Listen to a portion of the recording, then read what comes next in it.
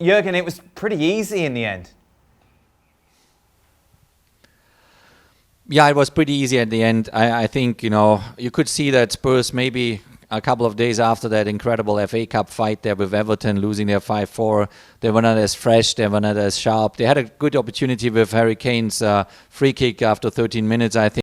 He hit the post, but that was pretty much everything that Spurs were able to show. I mean, it was almost like a masterpiece by Manchester City today. I mean, they outplayed them. They're just such in a flow in their combination football. It's very, very impressive, and there's no team in the Premier League this season that can stop them. It was quite something today.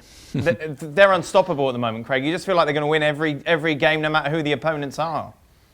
Yeah, he takes players in and out, doesn't he? And, he played with a striker today in Jesus, but he didn't in the previous games. Cancelo has, and we've talked about this a lot.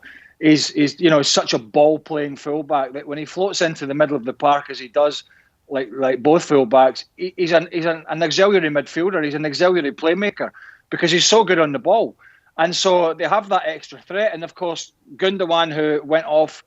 It looked like with a minor injury, let's hope for City it is, has been absolutely immense at timing his runs.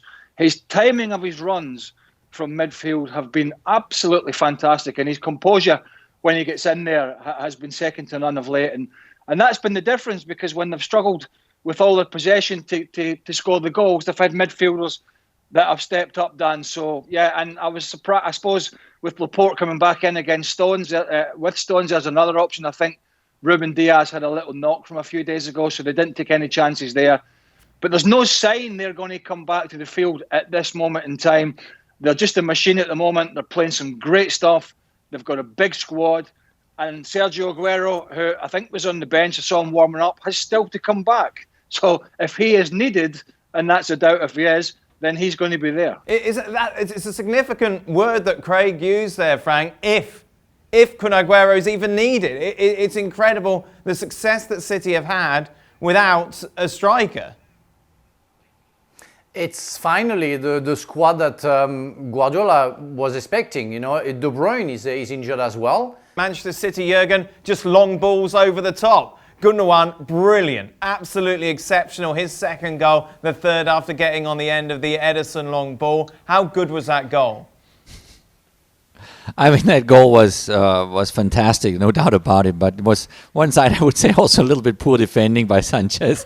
But it was brilliant. At the end, it was brilliant, and it was just showing that in this kind of period this year. Over the last couple of months has really demonstrated that he's one of the best midfielders in the world. He's playing an outstanding season.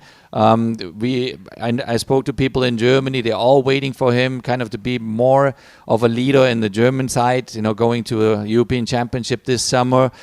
It could be really the year of Ilkay Gundogan, and the way he kind of finished that goal off, I mean, it was just beautiful.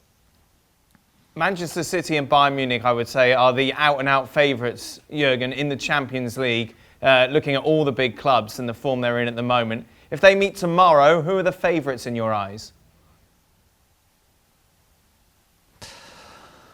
Oh, well, they will go eye to eye. I think, they are... I mean, you almost don't see any weaknesses in both squads. They're fine-tuning things. It depends on whatever shape they have and a God-given day. Anything can happen there. But I think Bayern, just demonstrated this year with 6 titles. Winning 6 titles is just an unbelievable achievement. I think that Pep Guardiola kind of congratulated them through a little video clip telling them no, because he did the same thing with Barcelona, I think in 2009, and offering them a 7th game for a 7th title. If Messi would be on board, I think he made a joke like that. But I think both teams outstanding at the moment, definitely on top of their game and the favorites for this season's Champions League title as well. And this result obviously doesn't define Spurs' season, Craig, but it obviously doesn't make it look any prettier, does it? No, I think that's them sitting in ninth as we speak. And as I mentioned, the likes of Everton, certainly they have 3 games on hand on Liverpool. I think they've got a couple of games on hand in Spurs, and they're already above them, as are Aston Villa and others. So, and those sides have looked pretty good this year, the sides that I mentioned.